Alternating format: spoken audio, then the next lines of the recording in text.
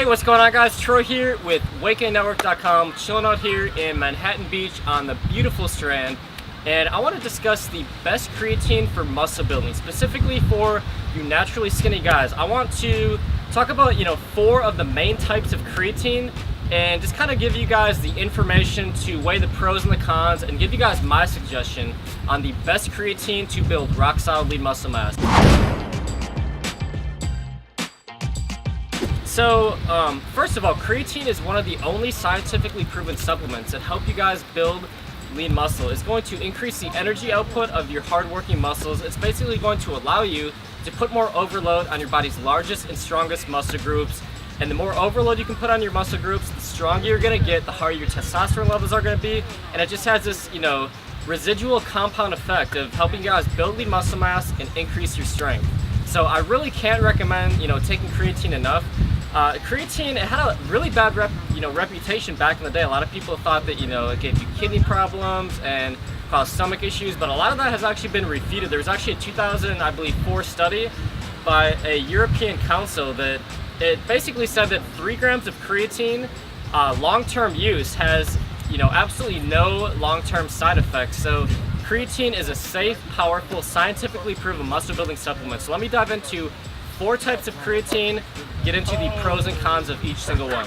The first type of creatine I want to discuss is creatine monohydrate. Now this is the old-fashioned formula. This is the creatine that's been around for, I believe, like 30, 40 years. The stuff that people have been taking since, the 1970s, used by a lot of old-school bodybuilders.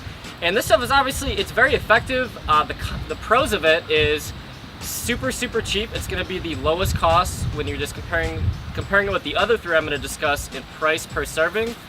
But the cons are your body isn't able to absorb all of it. So when you take this cheap creatine, your body doesn't absorb all of it, your muscles don't absorb all of it. So you're taking 5 grams, but your body's really only absorbing 15, 20, 25% of it, depending on if you have any sugar in your system and just kind of how your body absorbs it. So obviously, regardless of how much you take, the only thing that's effective is how much your body and your muscle tissue is actually absorbing. So this means you have to take more. And the creatine that's not absorbed by your muscle tissue actually sits outside and causes a lot of that excess water weight and that bloating that's associated with the cheaper forms of creatine. So those are the cons. So I mean, yeah, you're still gonna get some in your skeletal tissue. It's still gonna help you increase your strength, but you're gonna have a little bit of excess bloat and water retention associated with that cheap creatine formula.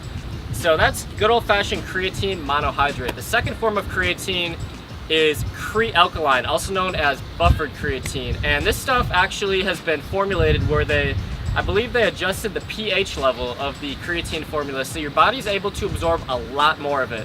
So this means that when you're taking a couple grams, your body is absorbing 70, 80, 90% of it, and you have less of that creatinine bad product that sits outside of your muscle cells and causes that water retention and that bloating and a lot of the stomach issues that people have been complaining about when it comes to the cheaper forms of creatine. So buffered creatine, it's going to cost you more money than your regular creatine monohydrate, but it's a lot more effective.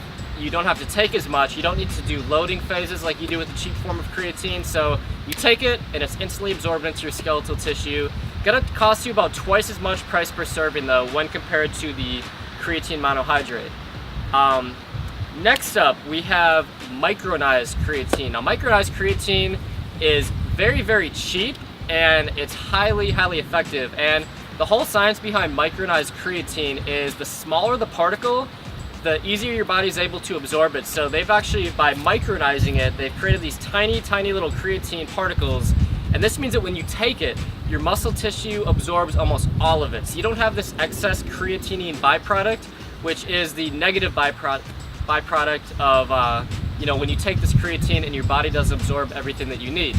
So really effective, also really good price per serving. It only costs slightly more than the good old-fashioned creatine monohydrate powders. So micronized creatine, highly effective formula, great price per serving.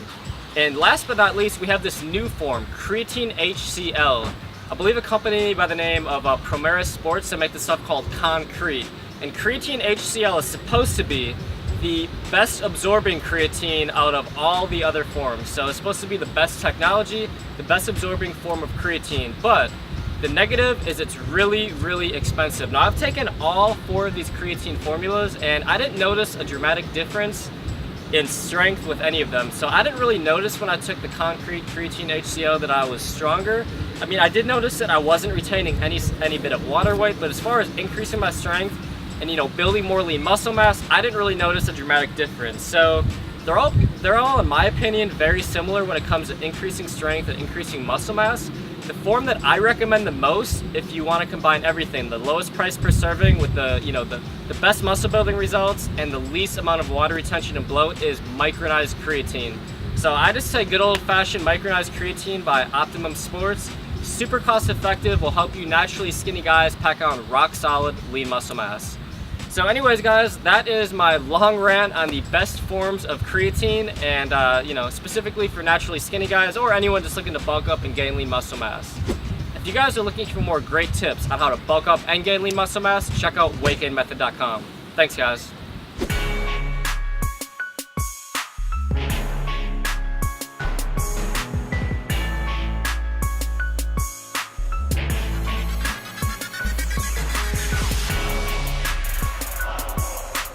I want to go over 3 killer mistakes that are preventing so many of you naturally skinny guys from gaining a lot of muscle mass. These are 3 mistakes that I've seen over the years with so many naturally skinny guys, and I see the same mistakes over and over again. So I want to give you guys my